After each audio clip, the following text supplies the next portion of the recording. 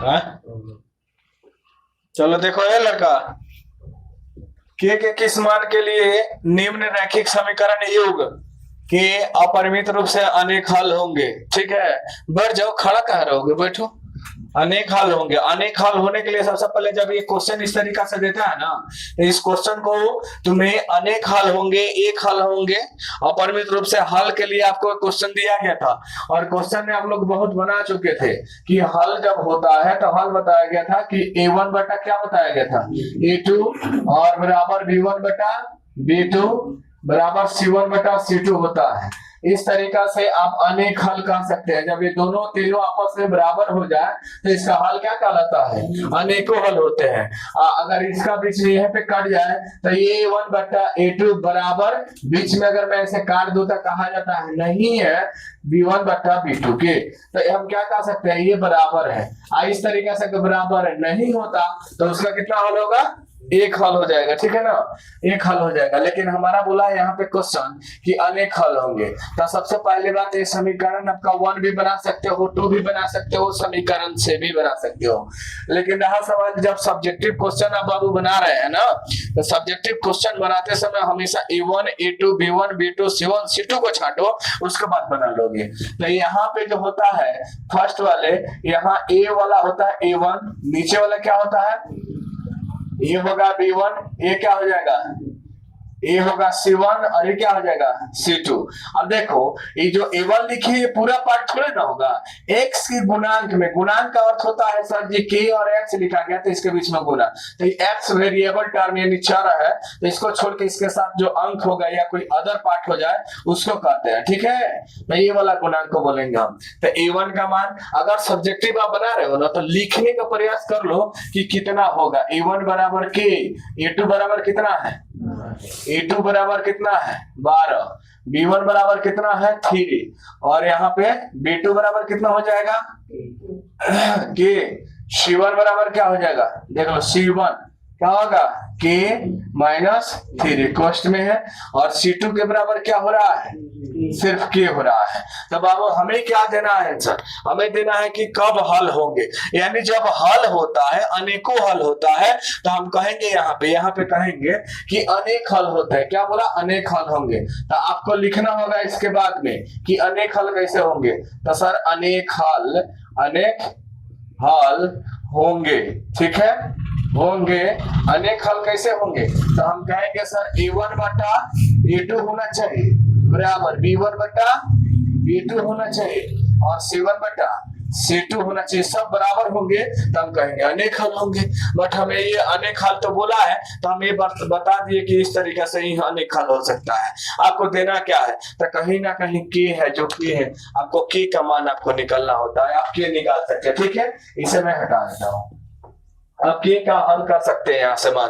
अब यहाँ पे a1 बटा a2 है तो a1 का मान पुट करेंगे, a2 के मान पुट करेंगे। ठीक है, यहाँ a1 का मान कितना है के, a1 का मान के और a2 का मान कितना है बाबू 12 है, फिर बराबर है तो बराबर दो, b1 का मान कितना है 3 है 3 और b2 के मान कितना है के है के दो बराबर, c1 का मान देखो, c1 का मान कितना है के माइनस क्या 3 और बटा में कितना है सर c2 के मान कि अब इसे करोगे क्या, तुम्हें पता है कि हमें के का ही वेरिएबल टर्म में की का मान निकाल लेना है। तो की का मान बाबू जब निकालोगे तो इसे क्रॉस मल्टीप्लाई गुना करना है। क्या करना है, क्रॉस मल्टीप्लाई गुना करना है। तो देख बाबू जब इधर से इधर गुना करोगे तो देखो यहाँ पे जब इधर से इधर गुना करोगे तो के से की गुना होके क्या हो जाएगा, के स्क्वायर हो जाएगा और बराबर हो गया, और 12 से 3 में गुना करोगे तो कितना होगा 36 होगा। तो बराबर में क्या लिखेंगे 36 लिखेंगे। अब तुम बताओ, तुम सबको पता है के का जो स्क्वायर होता है ये बाहर जाके क्या होता है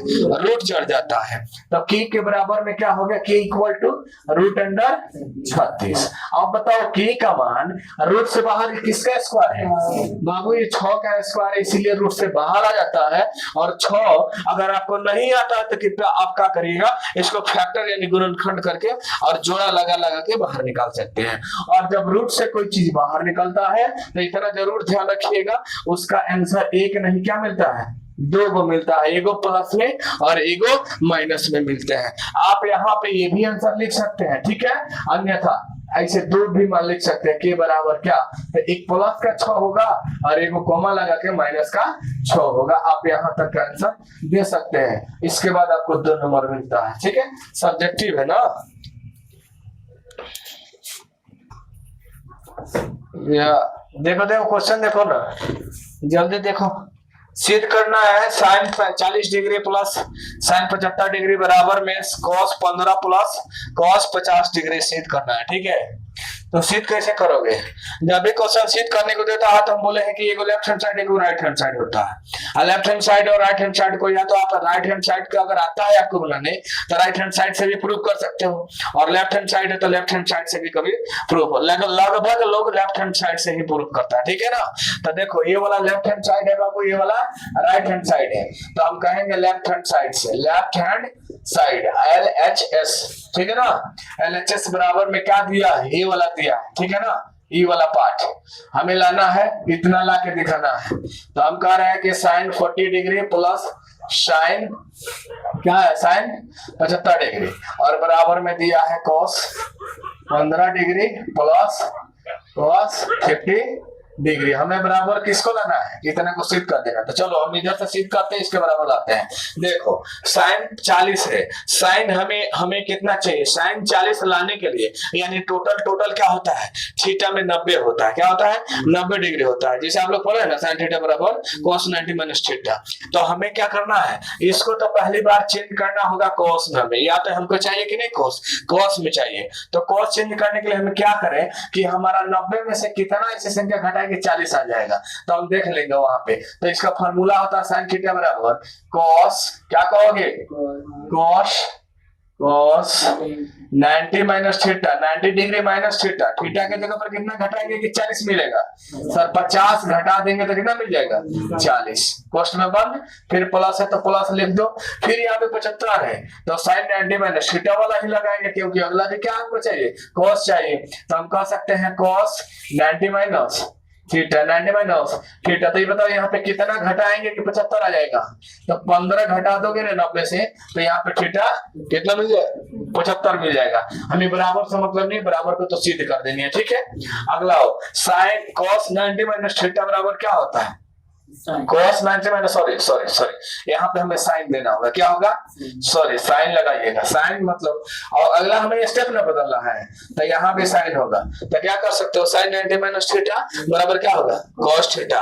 फिर साइन 90 माइनस थीटा क्या होता है, कॉस थीटा, ये डिग्री है यहाँ पे। ठीक है, आप करो तो साइन 90 माइनस थीटा बाबू किसके बराबर होता है, कॉस थीटा के बराबर होगा। क्या होगा, कॉस थीटा के बराबर। तो थीटा का मान कितना लिया गया है, 50 लिखा गया है, तो 50 डाल दो, प्लस है तो प्लस कर दो। साइन 90 माइनस थीटा, तो साइन 90 माइनस थीटा के जगह पर क्या होगा, कॉस, इसका फॉर्मूला याद है ना, कॉस थीटा। थीटा की जगह पर कितना रखाएगा बाबू, 15 है तो 15 रखाएगा। क्या रखाएगा, 15 डिग्री। अब हमें देखो सिद्ध क्या करना था, कॉस 15 प्लस कॉस 50 यहाँ पे भी है, बशर्ते पहले 50 है और बाद में 15 है। या करके हम बताए थे ना क्वेश्चन में, लिखेंगे या इसको इधर कर देंगे, कॉस क्या लिखिएगा 15 डिग्री प्लस कॉस क्या लिखिएगा 50 डिग्री। बोलिए आपको क्या लिखे हैं, प्रूफ। क्या लिखे, कर दे, प्रूफ कर दिए ना, आपका आंसर हो जाएगा 2 नंबर। क्वेश्चन पे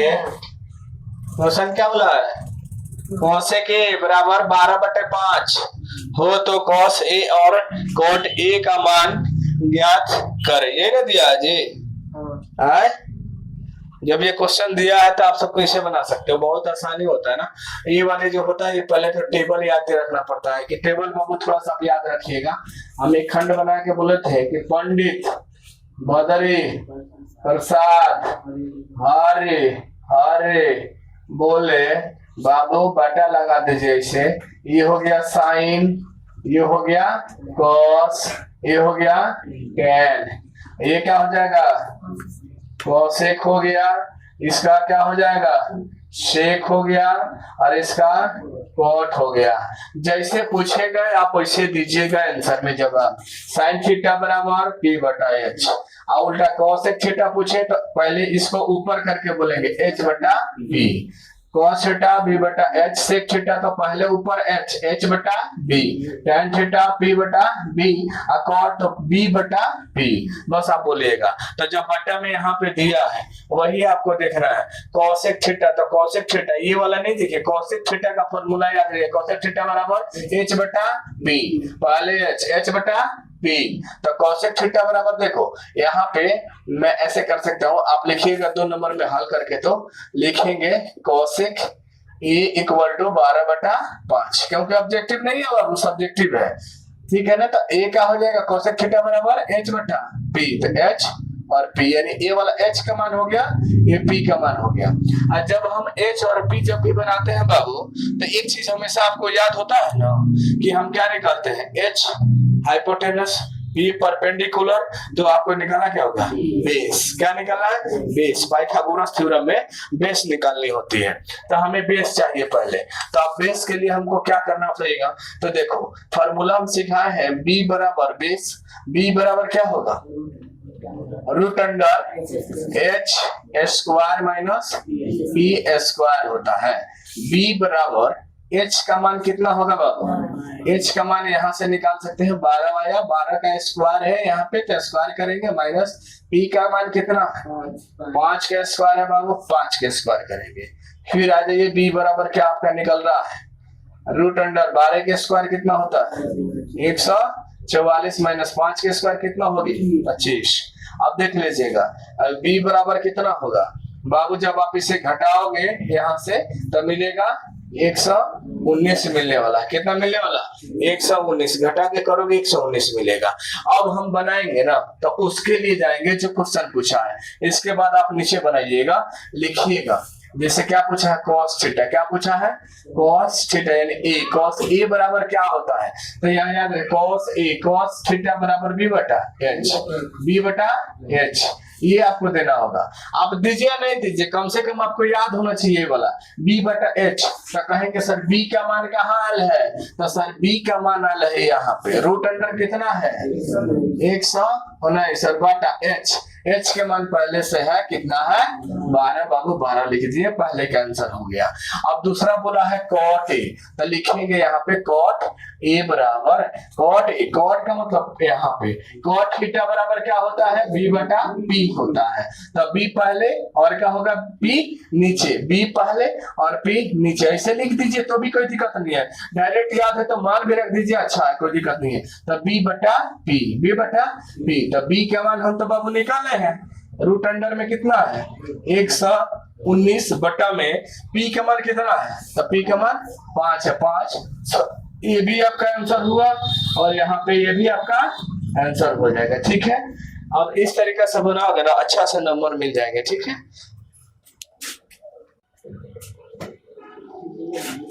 चलो देखो नेक्स्ट क्वेश्चन, 4 नंबर क्या आता है question, root under 2x square plus 7x plus 5 root under 2 के विवेचक और मूलों की प्रकृति निकाले, चाहे मूलों की प्रकृति बाबू को याद करना है। विवेचक बोले तो क्या, विवेचक बोले तो क्या, d बराबर बी स्क्वायर माइनस 4ac, प्राकृतिक वहीं से निकलेगा, तो प्रकृति निकालने के लिए हम क्या करेंगे, minus b plus minus root under b square minus 4ac बटा 2a, ये लगा देना है और निकाल लेना है। चलो देखो पहले बार विवेचक निकाल देनी है, तो विवेचक निकाल लीजिए, ठीक है ना। हमें क्या निकालना होगा, विवेचक।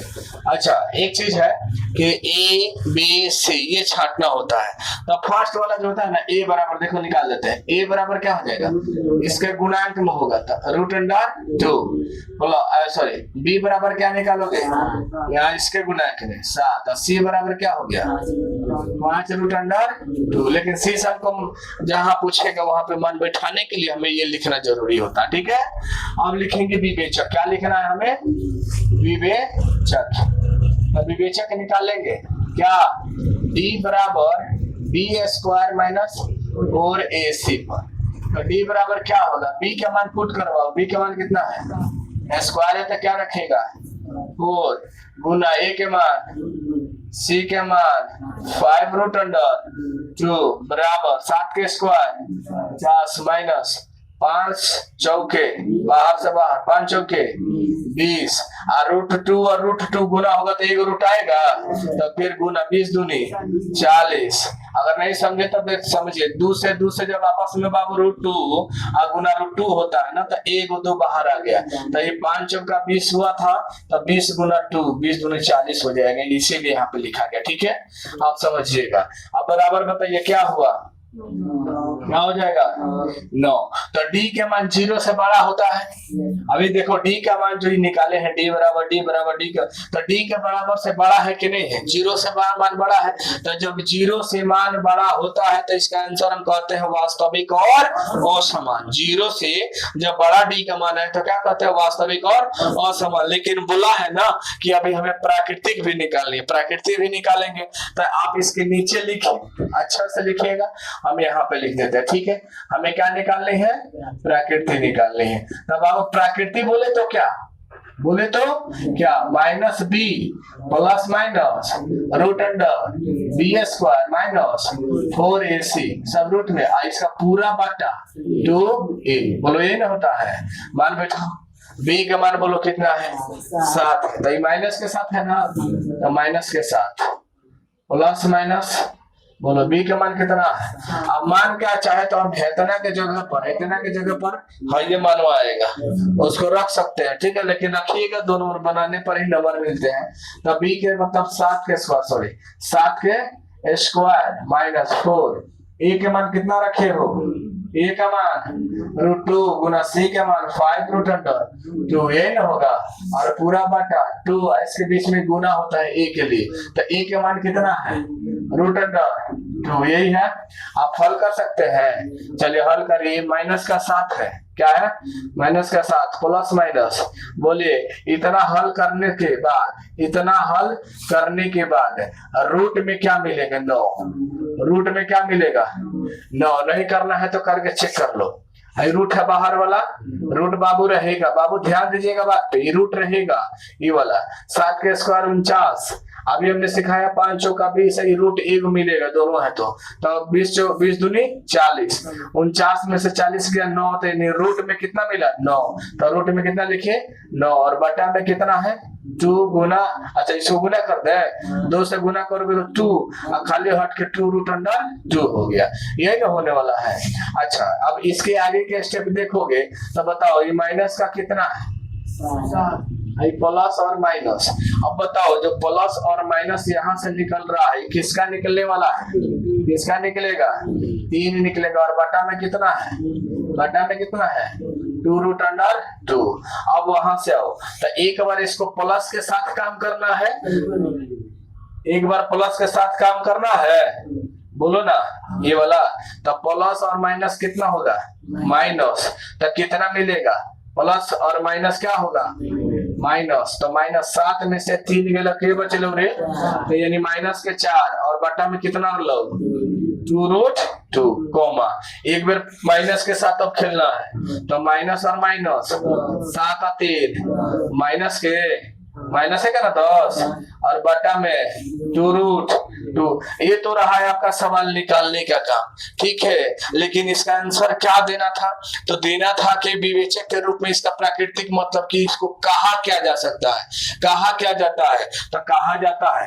इसका आंसर आप नीचे से लिखेंगे, कृपया आप इसका नीचे आंसर दीजिएगा कि क्या होगा, इसका मूल्य के प्राकृतिक क्या है वास्तविक और असमान। क्या लिखना हमें वास्तविक, क्या लिखना है